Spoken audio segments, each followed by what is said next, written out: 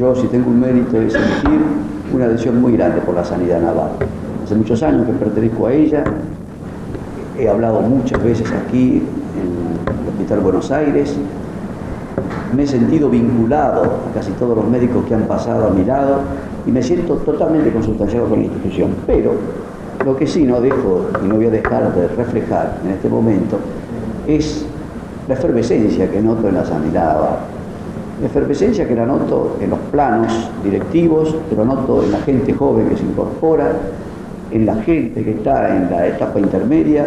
Es decir, yo veo, posiblemente mejor que ustedes porque miro desde afuera, que el panorama es muy distinto a aquel que asistía yo hace ya muchos años, cuando ingresé a la Marina, porque ya son muchos, y esto es una cosa que realmente es halagadora, no solo halagadora para mí en el sentido de que por lo promovido, porque no me cabe absolutamente nada en eso, sino halagadora por lo que veo en la institución, una efervescencia de estudio, de trabajo, de perseverancia, de mejoramiento, que hace realmente a los fines de una institución. Yo deparo para la Marina y para la sanidad de la Marina un porvenir venturoso, trabajando con un criterio realmente médico y con un gran deseo de mejoramiento y de perfeccionamiento. Eso es sumamente halagador. Bueno, hoy por pedido de ustedes nos vamos a ocupar de un tema un poco complejo, que es el de las denominadas colagenopatías. Término muy discutible, si debe seguir existiendo en la medicina o si debe pasar a incorporar otro grupo de enfermedades que también están de moda, que son las enfermedades denominadas autoinmunes. Si se justifica la existencia del término colagenosis, vamos a discutir esta misma terminación, enosis, porque para algunos este no deja de ser sino un proceso inflamatorio, mientras que la terminación osis diría que es un proceso degenerativo. Y vamos a, primeramente, clarificar qué se entendió por colagenosis para después discutir su homologación con los conceptos modernos y su incorporación dentro de los cuadros de la nosohepatología. Bueno, colagenosis, terminación osis degenerativo, sería la degeneración de las fibras del colágeno, es decir, la degeneración de las fibras que constituyen el sostén del organismo a través del tejido conjuntivo. Ustedes saben que el tejido conjuntivo es una especie de esqueleto, de armazón, sobre el cual se implantan los órganos, es decir, las vísceras de la economía. Y ese tejido conjuntivo está integrado, ustedes lo saben muy bien, por células y por el material intercelular. Y ese material intercelular está integrado a su vez por fibrillas y por la denominada sustancia fundamental. Sustancia fundamental que irriga, como si fuera una especie de jalea, todo el tejido conjuntivo, es decir, todo el organismo del individuo. Cuando nosotros decimos colagenosis, estamos hablando entonces de uno de los elementos del tejido conjuntivo, vale decir de las denominadas fibrillas. Dejamos de lado entonces todo lo que son células del tejido conjuntivo. Dejamos los histocitos, dejamos las células cebadas, dejamos los plasmocitos, dejamos los fibroblastos, es decir, dejamos las células. Nos quedamos entonces con el otro material, las fibrillas y la sustancia fundamental.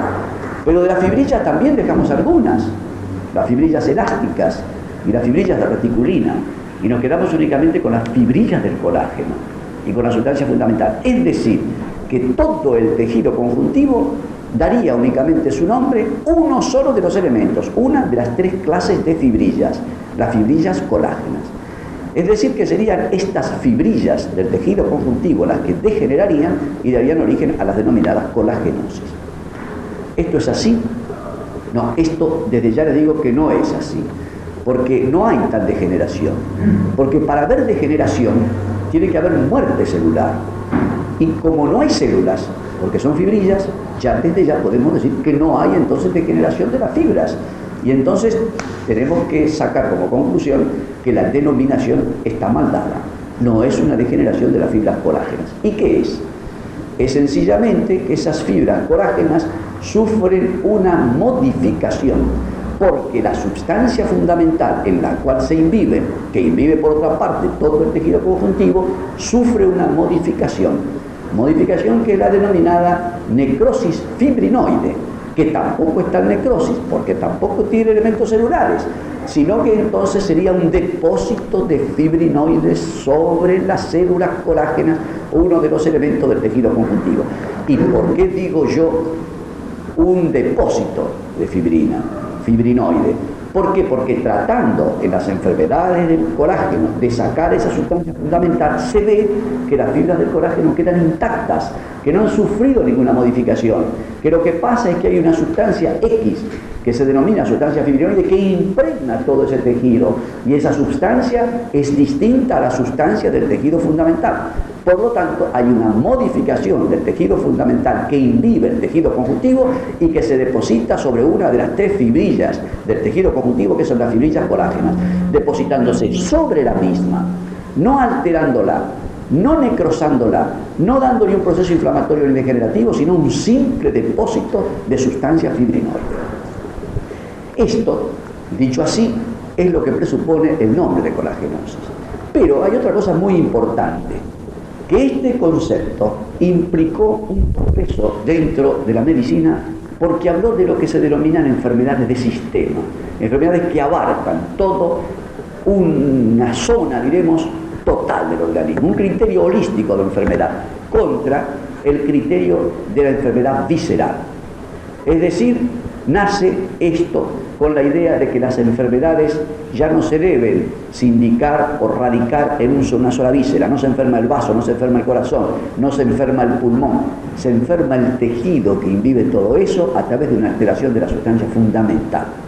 Es decir, volvemos al concepto de Bichat, que no hablaba de enfermedad de órgano, sino que comienza a vislumbrar lo que se denomina la enfermedad de sistema. Esto naturalmente fue un concepto que se fue desarrollando a través de una serie de etapas. Una fue una etapa clínica que se inicia cuando Cazenave, un dermatólogo del año 1851, desbrozó del grupo de las enfermedades denominadas enfermedades lupoides, uno de ellos que era el denominado lupus. Y dijo, esta es una enfermedad dermatológica totalmente distinta. Y más tarde Kaposi creó el sentido unitario diciendo, esta enfermedad que asienta sobre la piel descrita por Cazenave y separado de las estigmas lupoides se acompañan siempre de enfermedades con localizaciones viscerales. Localizaciones viscerales que se hacen en el corazón, localizaciones viscerales que se hacen en el hígado, localizaciones viscerales en el riñón. Y entonces va creando un sistema generalizado. Esta etapa clínica tiene después su expresión acabada en un descubrimiento hecho por Tallahassee en 1825, quien encuentra que lo fundamental de esa enfermedad era el depósito de una sustancia mucoide en el tejido conjuntivo. Y posteriormente, después de Tallahassee, Klemperer inicia prácticamente el concepto de enfermedad de sistema diciendo lo que Tallahassee describe como una inhibición del tejido conjuntivo, que se traduce por una enfermedad que tiene su manifestación en la piel, como lo dijo Cazenave, y como lo dijo Kaposi, también con localización en órganos, es una enfermedad de sistema. Y él, junto con otros investigadores, logra reproducir experimentalmente, inyectando proteínas en conejos y viendo que cada vez que se inyectaba proteínas heterólogas se hacía ese depósito de sustancia que después fue la sustancia fibrinoide, parecida a la fibrina, sobre las células del colágeno del tejido conjuntivo. Y entonces él inicia el nombre de colagenosis, que se inicia con Klemperer.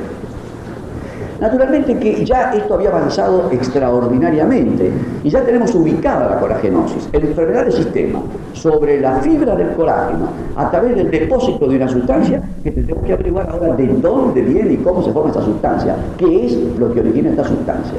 Y acá nosotros tenemos ya que invadir el terreno de la anatomía patológica, porque lo curioso de este caso es que desde el punto de vista estrictamente clínico, esta enfermedad no podemos ubicarla, porque hay una serie de procesos que se van vinculando unos a otros, una serie de enfermedades que se van juntando, que no tienen un nexo clínico determinado, pero que sí tienen un nexo anatomopatológico, y que la clínica la separa y que lo que las une es la anatomía patológica. Es decir, entonces nosotros tenemos aquí un término que designa un núcleo de enfermedades separadas clínicamente y unidas anatomopatológicamente por una causa común, que es el depósito de la sustancia fibrinoide sobre las fibras del colágeno.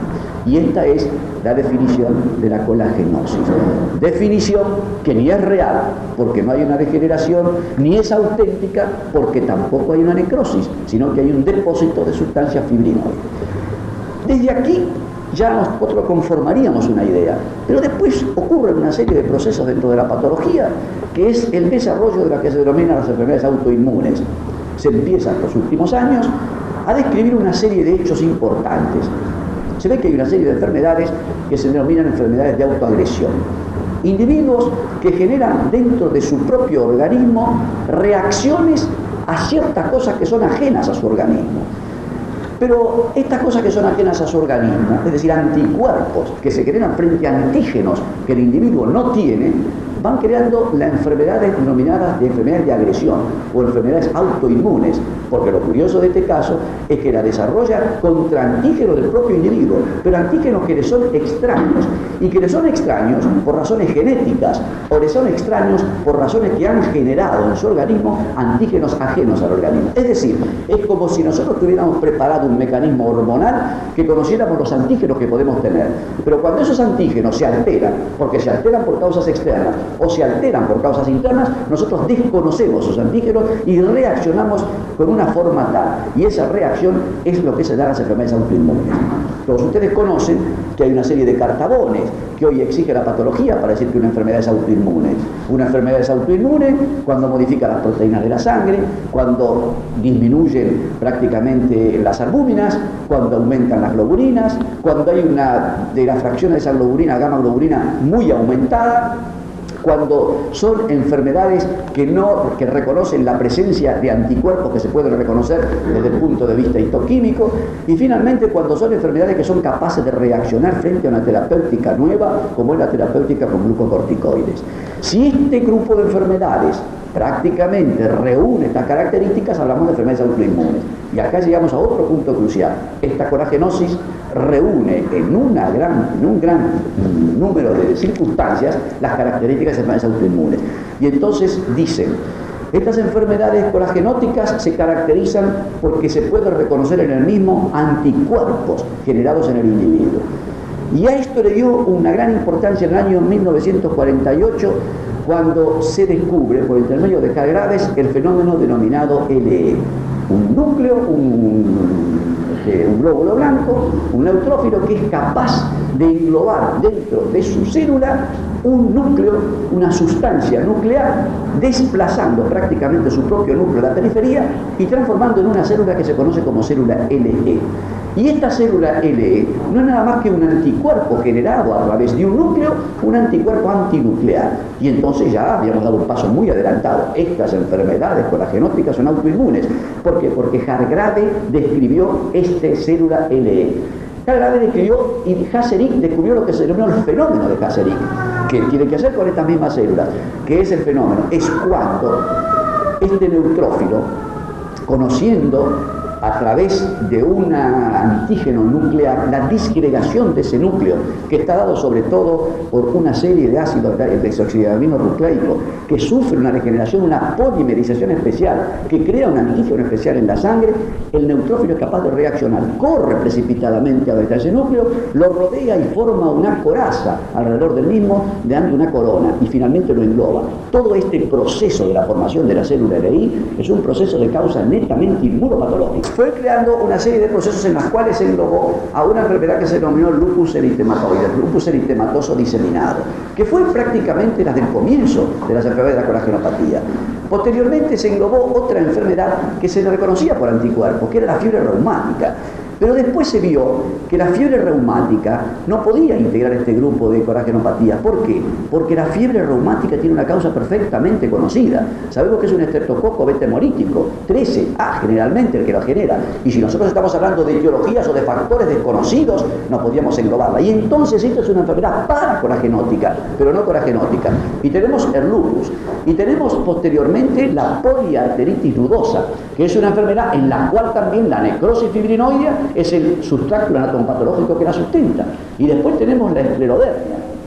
Y después tenemos prácticamente un grupo de enfermedades. Ahora vamos a hacer algunas acotaciones sobre ellas. Este primero, la electrosedimentación, darán cualquiera sean las colagenopatías que vamos a tratar, ya sea las 4 colagenopatías en el sentido de Kling y de Klemperer, o el otro grupo subsidiario que vamos a poner junto con este.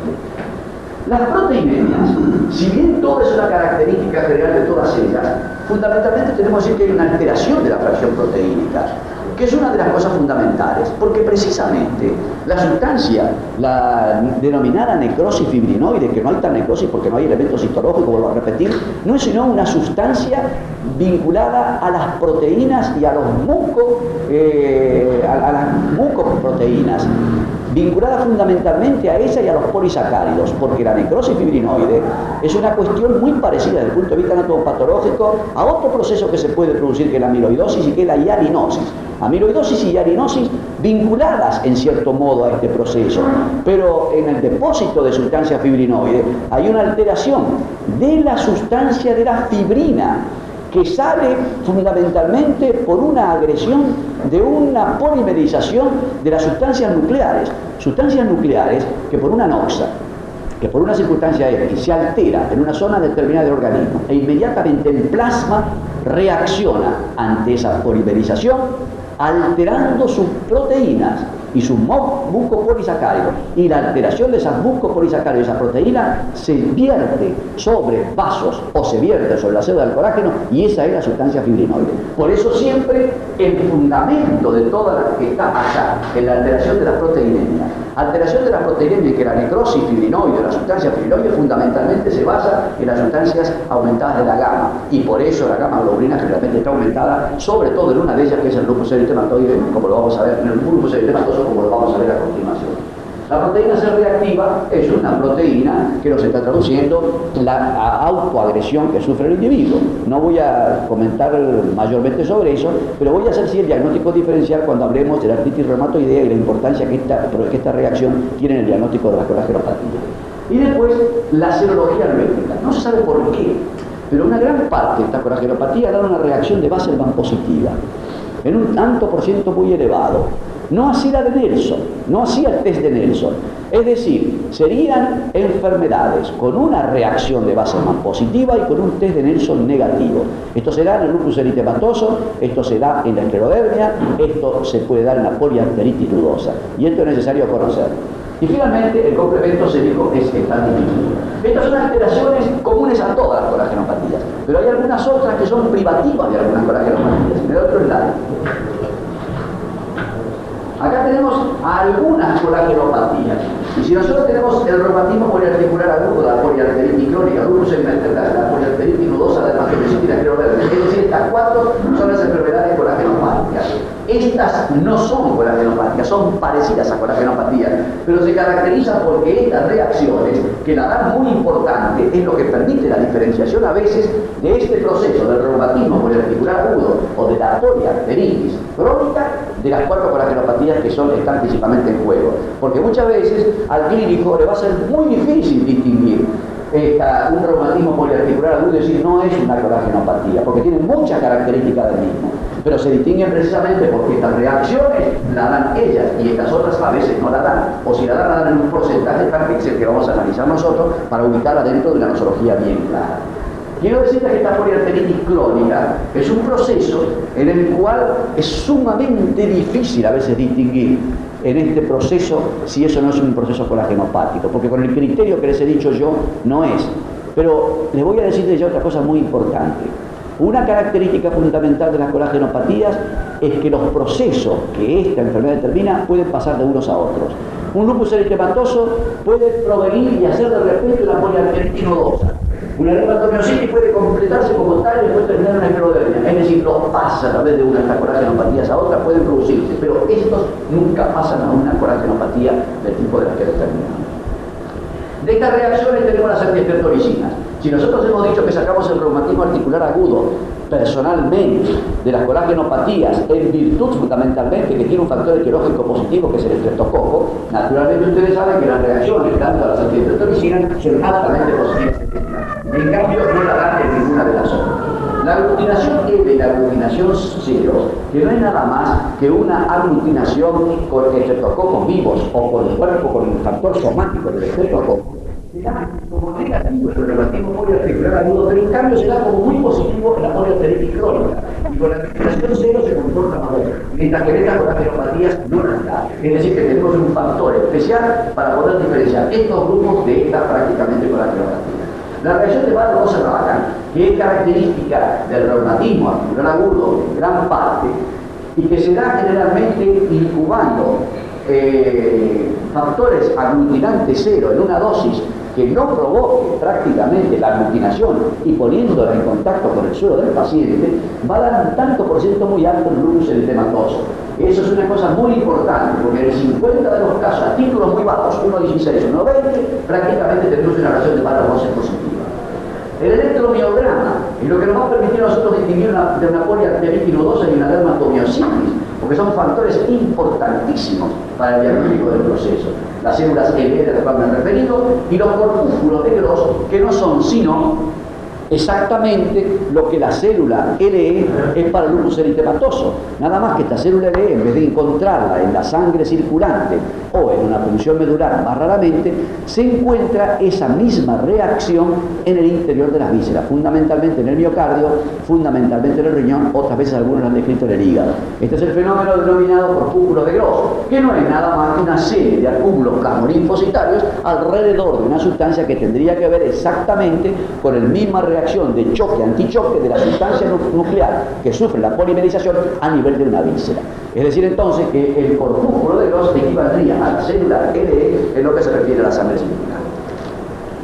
Bueno, bien, si yo tuviera que ocuparme ahora de cada una de estas colagenopatías, ustedes se imaginan que me llevaría 2 horas por lo menos, porque en cada una de ellas nosotros tendríamos que hacer un examen exhaustivo. Entonces yo he preferido, para dar una conversación y darle un cierto carácter de coordinación conveniente, hacer unos cuadros que resuman en la patología general a todos estos procesos y después mostrar un número de microfotografías y de fotografías de enfermos, y de gran parte casi todos personales, en los cuales vamos a ir ubicando bien las cosas, que va a ser mucho más práctico que hacer una descripción sucinta de cada una de las enfermedades.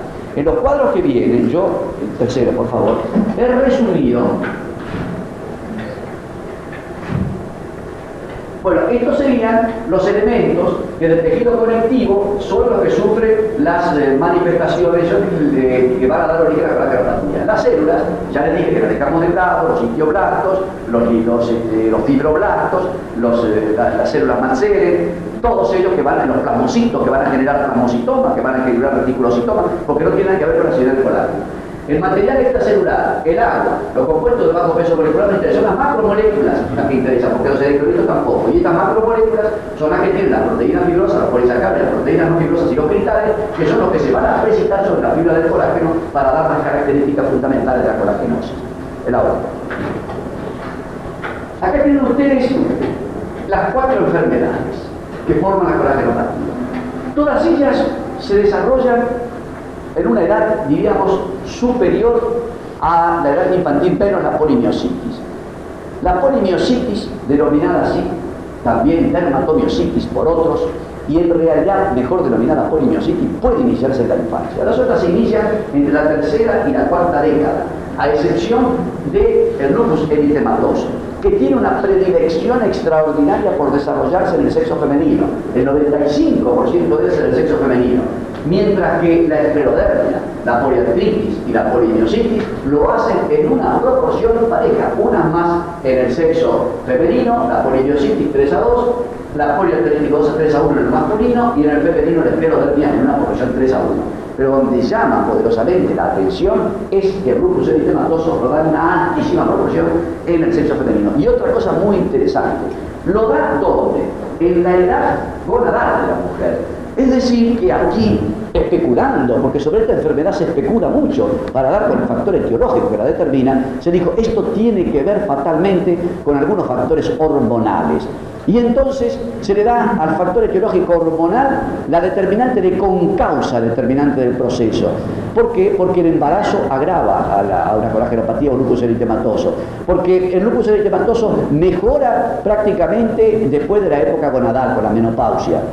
porque generalmente no se ve antes de la época gonadal, porque muchas veces cuando un lupus se embaraza prácticamente termina en una catástrofe, es decir, entonces hay un factor gonadal, pero ese tampoco se ha podido determinar definitivamente y quedaría como uno de los elementos importantes a tener en juicio, pero no el definitivo. En cuanto a los síntomas generales, todas dan síntomas generales. Estos síntomas generales se han dado por la astenia, por el cansancio, por la postración, por el adelgazamiento, por la fiebre. Es decir, casi todas ellas tienen una reacción febril. Pero en la reacción febril está consubstanciada con la naturaleza del proceso. Cuando nosotros tenemos un enfermo que tiene una manifestación cutánea muy llamativa y que esa manifestación cutánea va acompañada de un cuadro febril y si va acompañado de una lesión renal, ya tenemos una gran posibilidad de ubicarla dentro de un lupus eritematoso. La poliarteritis nodosa se caracteriza también porque es un proceso en el cual las manifestaciones vasculares son principalmente, pero va acompañada de fiebre y va acompañada de síntomas generales. No pasa lo mismo en la esclerodermia, que en la esclerodermia generalmente la fiebre es mucho menor y también la gravedad del proceso es menor, tanto es así que una esclerodermia se puede llevar por un número muy grande de años. Lo mismo pasa a veces con la polimiositis, pero lo grave es que la polimiositis una vez que se inicia hace una marcha acelerada. Es decir, en todas ellas la característica fundamental es la gravedad del ataque al organismo en general, como que es una enfermedad generalizada. Postración, adelgazamiento, fiebre, malestar, anorexia. Todos ustedes conocen tanto como yo estos cuadros. Estos son los que dan la pauta general de la enfermedad. Ahora bien, otro signo muy importante en todas ellas es el compromiso articular. El compromiso articular es típico de todo este proceso, pero el compromiso articular varía en sus características y es precisamente el compromiso articular lo que diferencia más esta enfermedad. Fíjense ustedes lo siguiente. Las poliartralgias, es decir, la manifestación articular casi está consubstanciada con la naturaleza del lupus eritematoso. No hay lupus eritematoso sin manifestación articular. Puede haberlo aún sin manifestación dermatológica, pero no lo va a haber sin manifestación articular. Pero la manifestación articular es similar en su evolución a la poliartritis de la artritis reumatoidea. La artritis reumatoidea deforma, como saben ustedes bien, la articulación, toma la vaina, hace la mano en ráfaga, hace la deformación en uso del dedo. Y esta característica también la da el lupus eritematoso. Es una deformación muy parecida a la de la artritis reumatoidea. Ahora bien, hay una diferencia, sin embargo, y es que la artritis reumatoidea generalmente puede llegar a unirse la articulación, puede llegar a la cirortrosis, puede llegar a la artrosis degenerativa, mientras que en esta es muy difícil que pase. Además, es menos permanente. Las mejorías que nosotros podemos obtener con los corticoides de retroceso de la parte articular es muy semejante, pero también toma las pequeñas articulaciones, pero también a veces toma las grandes. Muchas veces cuando toma las grandes hace una forma muy parecida a la fiebre reumática y entonces se denomina lupus por manifestación articular a fiebre reumática. Los franceses, que son tan amantes de la creación de formas clínicas, ellos han diferenciado los lupus basados en las reacciones articulares en forma a fiebre reumática, en forma a poliartritis crónica, en forma a una artritis reumatoidea. Pero en realidad nosotros lo que podemos decir es lo que he puesto en este cuadro, es muy semejante a la artritis reumatoidea en su manifestación articular. No pasa lo mismo con la esclerodermia, en que las poliartralgias están limitadas a la articulación con compromiso de las partes blandas. Lo único que la esclerodermia tiene de particular es que generalmente, si ustedes hacen una imagen radiográfica, la falangeta está prácticamente comida. Hay una extirpación, diremos, de la última falange, pero después casi nunca toma la parte articular. La esclerodermia toma, y es por así decirle la característica fundamental, es, diríamos, la colagenopatía más colagenopática que existe, porque es allí donde la sustancia fundamental sufre la degeneración mayor, es allí donde la inhibición del tejido conjuntivo es mayor y es allí donde se desarrolla una reacción de una célula que no se desarrolla en ningún otro organismo, que son los fibroblastos. Cuando nosotros hablamos de la anatomía patológica, necesariamente en este proceso tenemos que hablar de la reacción de fibroblastos. Y vamos a ver, y les he dicho yo, que nosotros no podemos hacer por la clínica un diagnóstico de aquenofrenopatía. Siempre vamos a tener que recurrir a una cosa muy importante, que es la biopsia. La biopsia del tejido muscular o la biopsia visceral, como por ejemplo una biopsia de un riñón, pero la biopsia que toma generalmente el tejido articular y que nos va a hacer depositar nuestra atención en tres elementos: en el músculo, en el perinicio y en los vasos, reaccionando cada uno en forma distinta. Bueno, bien, en esta esclerodermia vamos a notar una cosa muy particular, que la inhibición es mayor y la presencia de fibroblastos degenerativos, que sería el único que le daría el carácter realmente colagenopático verdadero. Entonces, la poliartractia de esto se caracteriza porque limita la lesión al compromiso articular y únicamente toman lo que se refiere al hueso a la última falange. En la poliarteritis nudosa, las manifestaciones son semejantes a la del lupus eritematoso, lo mismo que la polimiositis. La particularidad es muy semejante, pero tienen matices. Los matices no lo va a dar solo la parte articular, los matices lo va a dar lo que rodea la parte articular, es decir, la afección dermatológica. En la poliarteritis nodosa, las manifestaciones clínicas, y en la polimiositis, sobre todo la piel. La piel con la característica de la lesión muscular y de la lesión cutánea, que tiene características especiales, como lo vamos a ver en los slides que vienen a continuación. ¿Me anterior? Además tenemos nosotros la piel. La piel y las articulaciones son el fundamento. Fíjense que cuando nosotros de la colagenopatía lo mencionamos a Kaposi, lo mencionamos a Casenave, dos dermatólogos, que fueron los que crearon el concepto. ¿Por qué? Porque la enfermedad aparecía en la piel. Pero en la piel estos cuatro procesos tienen cosas totalmente distintas. Si tomamos el lupus eritematoso, todos ustedes conocen, es un eritema facial en ala de mariposa, en vespertilio. Tiene un eritema a veces moteado en la palma de las manos con necrosis periurgiales y alopecia. Es decir, desde el punto de vista dermatológico, el lupus eritematoso se caracteriza por una erupción en vespertilio. Pero esta erupción en vespertilio se caracteriza porque toma la coloración rosada de la parte periférica y deja en el interior generalmente una parte blanca. Van a ver la diferencia en lo que se refiere a la coloración de la polimiositis, o de la dermatomiositis, mejor que la polimiositis, en la cual la coloración es totalmente distinta, es una coloración azulada de los tegumentos, como lo vamos a ver en las microfotografías que traigo. Este edema en vespertilio muchas veces no se produce exclusivamente en la cara. No hay que buscar el lupus exclusivamente en la cara. Otras veces hay que buscarlo en la frente y algunas otras veces hay que buscarlo en las orejas. Otras veces hay que buscarlo en las partes laterales del cuello. Es decir, que la lesión dermatológica del lupus, la clásica, la descrita por Casenave, la que se saca de la reacción lupoidea, de la reacción lupoidea típica, esa que tiene la degeneración en la cual se puede plantar un alfiler o una banderita, es totalmente distinta. Pero no es exclusivamente una característica del lupus en mariposa. Puede ser una imaginación de todo tipo, como vamos a ver en 3 o 4 fotografías que traten a continuación. En lo que se refiere a la esclerodermia, en la esclerodermia, la cara sufre un proceso muy particular. La esclerodermia domina el edema. Esto es fundamental. Es un edema difuso de mano, de pie, de cara, de cuello. Y marcado de esclerosis y atrofia cutánea, con dedos afilados en garra y con lo que se denomina la máscara facial. La esclerodermia se caracteriza porque da una cara que es una máscara de pájaro. Se atrofia sobre todo la parte que corresponde alrededor de la boca y se afina enormemente la nariz. Si ustedes quieren plegar la piel de esta zona, no se puede plegar como se pliega una piel normal. Y después la piel, en lo que se refiere a las manos, deja como si fueran los dedos enguantados. Es decir, los dedos no aparecen rodeados por una parte blanda, aparecen totalmente rodeados por una vaina como si fuera un dedo de guante, duro. Muchas veces esta esclerodactilia, que a veces deforma totalmente la mano, es una cosa muy particular, es una cosa que deforma totalmente la mano y es a veces la única manifestación que nos permite hacer el diagnóstico en esclerodermia. Porque ha comenzado como un síndrome de Raynaud, o porque si no ha comenzado como un síndrome de Raynaud, deja una mano completamente estirada, una mano que basta haber tocado una vez para haberla reconocido. Fíjese que es una manifestación de piel muy importante también. En lo que se refiere a poliartritis nudosa, lo típico son los nódulos, que aparecen en un 15% de los trayectos vasculares, que aparecen en brotes y desaparecen en días.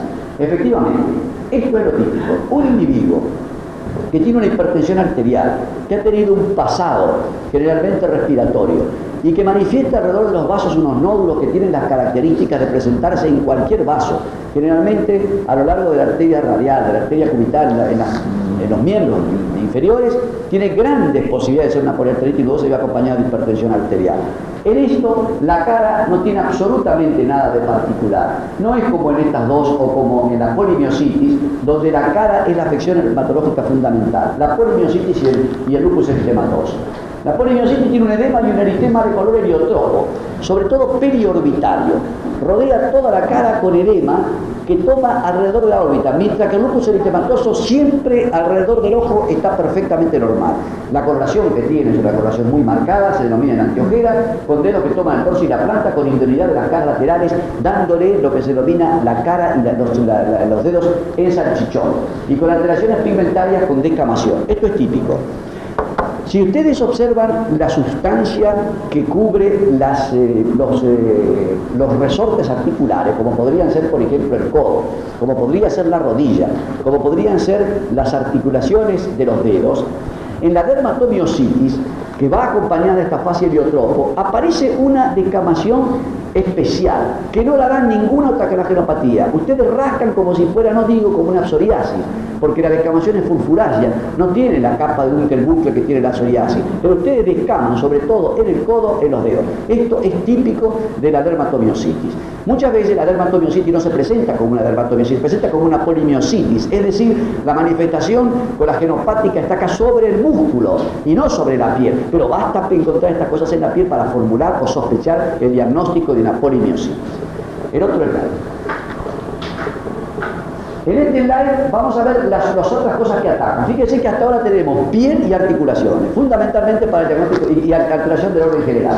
Y acá tenemos lo que pasa en otro órgano muy importante, que es el sistema renal.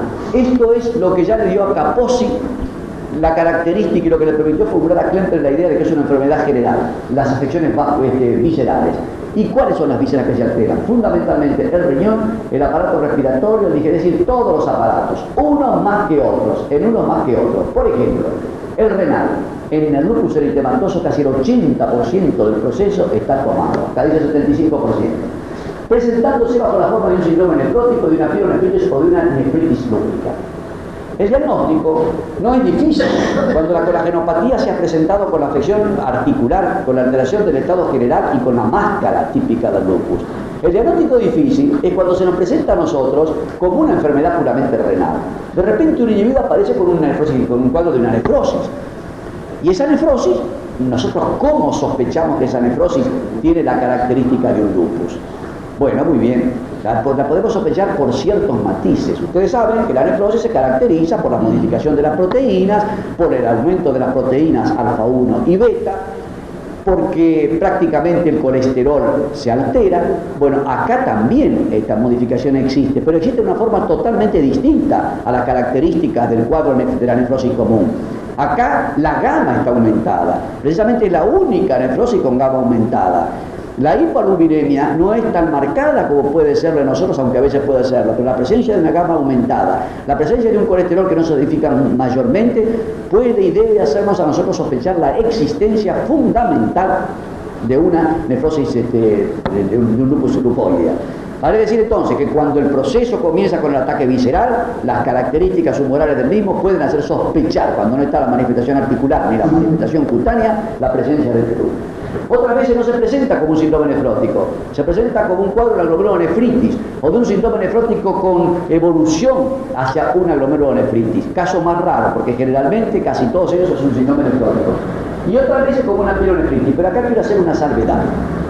La pielonefritis, que puede aparecer en un síndrome, en una lupus eritematoso, puede no ser un ataque visceral de la colagenopatía. Lo que pasa es que generalmente estos enfermos tienen una disminución a la resistencia a las infecciones. Y entonces los individuos no hacen la pielonefritis como integrante del cuadro, sino que lo hacen como una de ala, agregándole al cuadro fundamental de la infección. Los individuos se infectan porque tienen una predisposición fundamental a las infecciones. Y así como hace una infección hace la pielonefritis, de manera que la pielonefritis no forma parte concluyente como la nefrosis, que puede haber una nefrosis lúpica con las características anatomopatológicas que citaremos. Si nosotros hacemos una punción nos encontramos con el wire loop, con el glomérulo hilo de alambre, típico de este proceso. Acá la pielonefritis puede ser trivial, pero la pielonefritis hay tanto que hablar y la pielonefritis puede ser una concausa o un agregado al cuadro de lupus eritematoso. De manera que esto es lo que daría en el riñón. La esclerodermia, el ataque del riñón es muy raro, y cuando hay un ataque del riñón podemos hablar de una nefropatía terminal. El ataque del riñón en la muerte del individuo a próximo plazo. En la periarteritis nodosa, acá sí, siempre ataque renal, pero el ataque renal es muy distinto, porque el ataque renal no se genera como consecuencia de la cardiopatía, es el cuadro hipertensivo arterial que genera secundariamente una nefroesclerosis, y entonces hace una glomerulonefritis, una pielonefritis o una nefroesclerosis, o a veces un infarto renal, que muchas veces lo hace por la trombosis que decretan estas arterias que sufren el proceso poliarterítico. Y en la polimiositis el cuadro tiene la misma característica que la esclerodermia, es una nefropatía terminal. En lo que se refiere al aparato respiratorio, quiero llamar la atención sobre un cuadro fundamental, es el de la poliarteritis nodosa. La poliarteritis nodosa prácticamente suele tener como comienzo una afección del aparato respiratorio.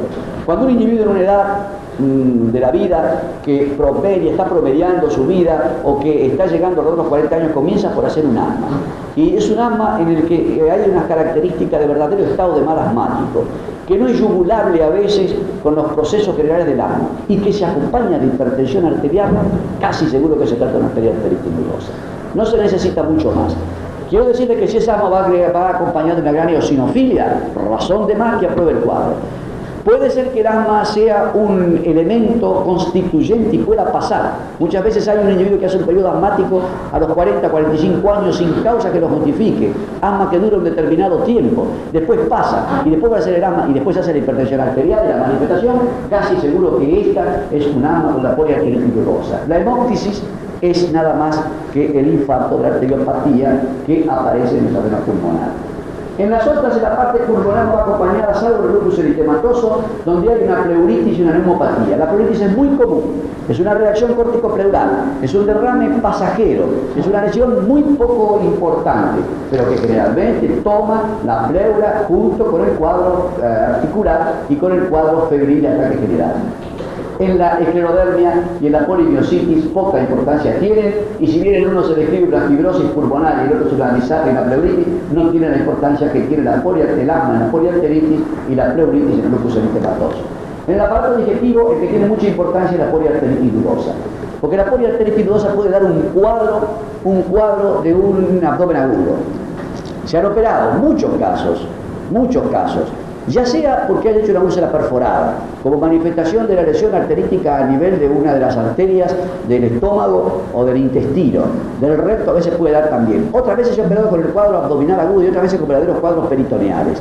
Esta es una característica. Lo único que tiene importancia en el aparato digestivo es en el lupus, que muchas veces el lupus genera un cuadro aparentemente abdominal agudo, sin características específicas determinadas, y que hay que tenerlo muy en cuenta para aplicar la conducta correspondiente. En la esclerodermia, el aparato digestivo lo único que se emplea es por un cuadro disfágico. Aparece una disfagia y ustedes saben que el esófago es una de las vísceras más predilectas para la lesión, diremos, de tipo realmente visceral. Se hace un esófago grande con una estrictura abajo y también una dilatación del duodeno y del estómago, que son dos cosas fundamentales que pueden verse en la esclerodermia. En el aparato digestivo, en la polimiositis puede haber disfagia sin mayor importancia. En el aparato circulatorio, el aparato circulatorio nodosa tiene el signo cardinal, la hipertensión arterial.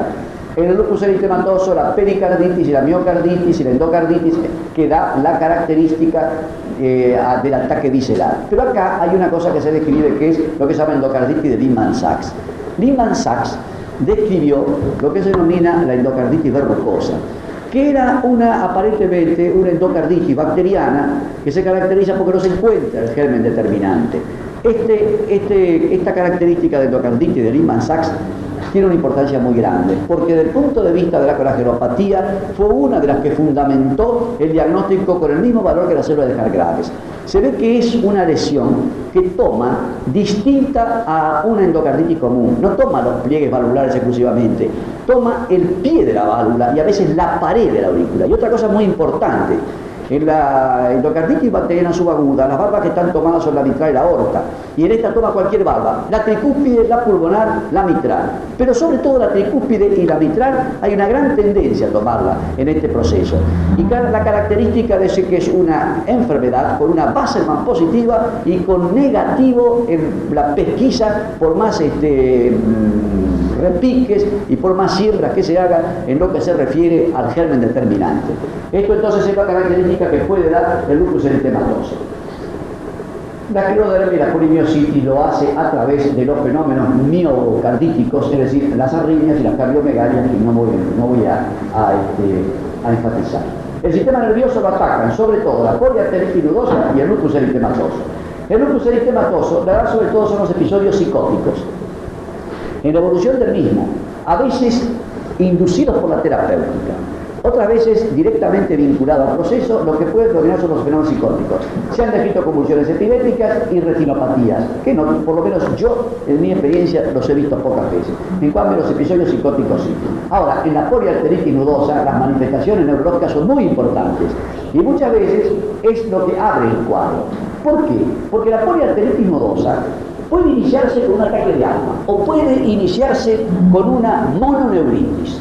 Un individuo hace una neuralgia ciática, hace una neuralgia del braquial, hace una neuralgia del ciático popliteo externo, u otras veces hace una polineuritis. Polineuritis con hipertensión arterial, con ataque de alma, se puede afirmar la existencia prácticamente de una periarteritis nodosa. Pero la presencia de neuritis periférica es muy importante, porque es la única colágenopatía que hace neuritis periférica. Las otras hacen procesos de ataque del sistema nervioso central, tanto el lupus eritematoso como los pocos casos que la esclerodermia y la polimiositis lo hacen. Pero cuando hay una lesión de tipo periférico, esto únicamente lo suele hacer la poliarteritis nodosa. En lo que se refiere a los músculos, son fundamentales para el diagnóstico de polimiositis. Las mialgias, la debilidad muscular, el dolor y la impotencia funcional, tanto en la cintura escapular y pelviana, imposibilitándole a veces a los individuos poder poner el brazo sobre la cabeza o mover un poco la cintura escapular, es fundamental para el diagnóstico de este proceso. Le vuelvo a repetir que en este caso el ataque puede hacerse en forma brusca o en forma inducida, va tomando músculo por músculo y muchas veces la afección dermatológica no existe, por eso en vez de dermatomiositis es preferible llamarla polimiositis. Y esta polimiositis caracterizada por el ataque muscular, sobre todo en la cintura pelviana y escapular, es muy importante para el diagnóstico. En la esclerodermia hay mialgias, hay debilidad y también mialgia, debilidad de tracción muscular prácticamente en el lupus. Queda otra cosa más, que son las adenopatías y la esplenomegalia. En un 20% las esfrenomegalias y en un 30% las adenopatías. Esto no trata sino de resumir en forma más o menos general el cuadro de la colágenopatía. Le vuelvo a repetir que cada una de ellas me hubiera llevado tiempo. Creo que en esta forma más o menos tenemos una idea de que hay un ataque general, hay un ataque articular y manifestaciones cutáneas. Ahora vamos a pasar, así un poco a vuelo de pájaro, porque el tiempo premia, una cantidad de casos personales para ver y objetivar estas cosas que el cuadro clínico nos ha dado. ¿Puede pasar, por favor? Acá este es un cuadro en el cual se pone de manifiesto prácticamente toda la, diremos, cómo se van induciendo unas con otras, cómo la artritis reumatoidea, la fiebre reumática, el lupus eritematoso determinado en un momento determinado entran todos en un plano en el cual la confusión a veces es muy difícil de poder diagnosticar. Estas son las manifestaciones clínicas de las enfermedades de tejido conjuntivo vinculado a lo que nosotros acabamos de mencionar. No voy a insistir en este cuadro, que es muy interesante porque me llevaría mucho tiempo y el tiempo muy largo que no quiero todavía. Bueno, acá tenemos las manifestaciones clínicas del lupus eritematoso. La fiebre y la artralgia aparecen en un 90%, la artritis y la alteración de la piel en un 65%, la alteración renal en un 65%, la adenopatías, las alteraciones cardiovasculares en un 45%. La hepatomegalia, alteración pulmonar 37%, el plenomegalia pericarditis 25%, alteración pulmonar 25%, alteración gastrointestinal 25%, y alteración del sistema nervioso 25% y síndrome de Raynaud 15%. Es decir, ustedes ven que nosotros tenemos una serie de parámetros. En todas hay ataque articular, en todas puede haber manifestación cutánea, en todas puede haber manifestación visceral, pero las manifestaciones viscerales son más comunes en unas que en otras, y eso es lo que a veces fundamenta el diagnóstico definitivo. Si es la parte vascular, la poliarteritis nodosa con hipertensión arterial. Si es el riñón, sobre todo el lupus eritematoso. Si es la piel, los músculos, o la polimiositis o la esclerodermia. Adelante. Naturalmente que el tanto por ciento de todas estas cosas varían de una a otra. Acá tenemos evidencia con el diagnóstico diferencial, con el cual hay que hacerlo, y que es muy difícil el diagnóstico diferencial de las colagenopatías, porque el diagnóstico diferencial de las colagenopatías hay que hacerlo con una serie de procesos. Primeramente, con los procesos febriles. Imagínense todos los procesos febriles que hay. desde la endocarditis bacteriana subaguda, los cuadros sanguíneos, la sepsis, las infecciones lentas. Es sumamente difícil. Yo no voy a tomarme el tiempo de hacer el diagnóstico diferencial de cada uno de ellos, pero fíjense ustedes, por ejemplo, en el lupus, todo lo que tenemos, con la artritis reumatoidea, con la fiebre reumática, con la endocarditis bacteriana subaguda, con la pleuresía, con el síndrome nefrótico, con la displasia sanguínea, con la saturación hematológica, la neuropatía periférica, la epilepsia, la psicosis. Es decir, el cuadro, diremos, de diagnóstico diferencial hay que hacerlo con una serie de procesos, y hay que hacerlos por las características articulares, hay que hacerlos por la fiebre, hay que hacerlos por el cuadro de ataque general, hay que hacerlos por las manifestaciones viscerales. En cada uno de ellos hay que enfatizar todo eso que yo dije en el resumen anterior para poder hacer un diagnóstico correcto.